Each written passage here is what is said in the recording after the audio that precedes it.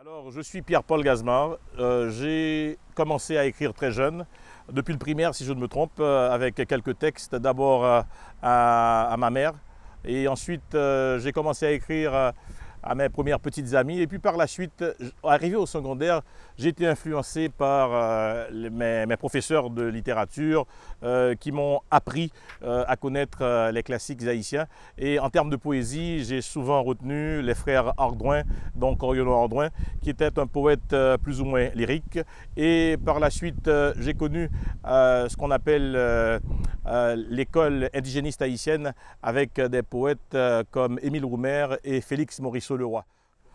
Avec cette période de Covid-19 que nous connaissons, avec 7 ans d'incertitude, il faut comprendre que le poète il est touché par tout ce qui touche son environnement, comme je l'ai dit tantôt, et tout ce qui lui touche directement.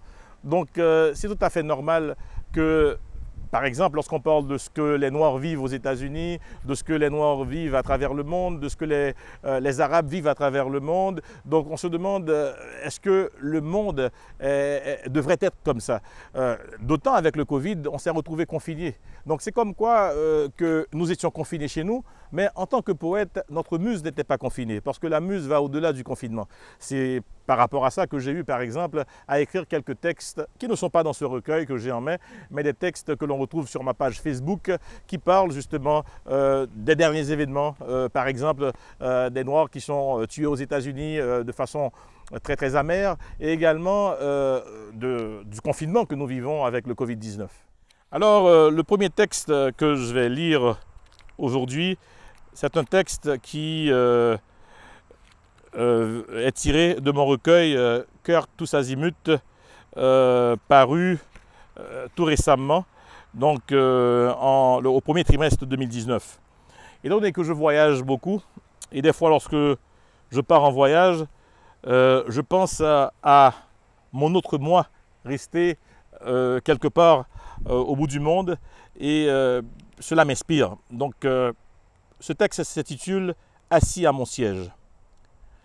J'ai hâte de te revoir, un séjour trop long, où dans mon cœur, il n'a fait que pleuvoir.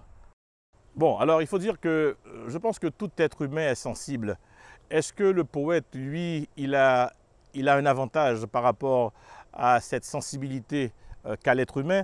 Je dirais de préférence que le poète est aussi sensible, l'être humain est sensible, mais le poète a cette faculté de pouvoir transmettre ce qu'il ressent et pouvoir aussi transmettre ce que l'autre ressent. En ce sens, je ne dirais pas qu'il y a vraiment un avantage à être poète. Le seul point qu'il y aurait d'intéressant, c'est ce talent, cette faculté que l'on a de pouvoir traduire ce que l'autre pense. Par exemple, il y a certains textes que j'ai écrits, on dirait que c'est moi qui les ai vécus, mais ils ne sont nullement de moi. Chut, je vais me taire. Je vais me taire pour laisser parler le silence qui m'étouffe. Qu'il te dise ce que ma voix, malgré sa portée, n'arrive pas à te dire. Je vais me taire pour qu'à chaque cri de mon silence, l'écho qui suit transmette avec stridence l'essence de ses paroles aux syllabes muettes. Alors un poète engagé n'est pas forcément un poète qui naît engagé. Un poète engagé, c'est un poète qui devient engagé avec la tournure des choses, avec la tournure de ce qui se passe dans son environnement, avec ce qu'il vit, avec ce que les autres vivent. C'est ça un poète engagé. Un poète engagé, c'est un poète qui quitte tout bonnement ce qui est injuste pour épouser ce qui est juste. Après avoir mangé ma salade, j'ai voulu faire une balade. Les policiers en brigade, fiers d'arrêter ma bagnole, m'ont rappelé cette parole. Le virus, point ne rigole. Alors je me suis résigné, en prisonnier confiné, à ne plus mettre le nez en dehors de ma bulle. Effectivement, il y a des textes que j'écris qui mettent en évidence ce fil conducteur d'Haïti au Québec. Mais il y a aussi des textes qui sont du Québec. Par exemple, en Haïti, il n'y avait pas de neige.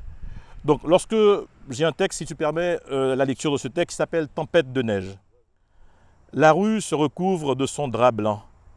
Les anges lancent leurs flèches de glace qui atterrissent sans siffler sur la place où peu à peu se vident les bancs. Bon, écoute, je dois te dire que Hakim, au-delà de la poésie, que je considère comme mon hobby, mon passe-temps favori, il faut dire que dans la vraie vie, je suis un homme d'affaires. Donc, je suis entrepreneur, je travaille et je compte faire progresser mes entreprises et en même temps faire avancer toute noble cause dans ce monde. Donc aujourd'hui, en tant que PDG d'une entreprise, je veux qu'elle avance, je veux qu'elle vive et je veux créer de l'emploi dans cette société qui m'a accueilli. Donc c'est ce que je fais au Québec depuis quelque temps. Et je suis fier de pouvoir non seulement partager ma poésie avec la terre d'accueil, cette terre d'accueil qui m'a inspiré également, puisqu'il faut dire que plusieurs de ces textes qui se trouvent dans ce livre sont des textes que j'ai écrits au Québec. Il y a des textes qui sont écrits en Haïti, mais il y a une grande majorité écrite au Québec et qui justement parle de la vie au Québec, qui parle de la neige, qui parle de la verdure, qui parle des cours d'eau québécois, des fleuves. Donc on aimerait quand même dire que notre poésie est une poésie qui va continuer et de même que nous voudrions continuer à faire fructifier nos entreprises.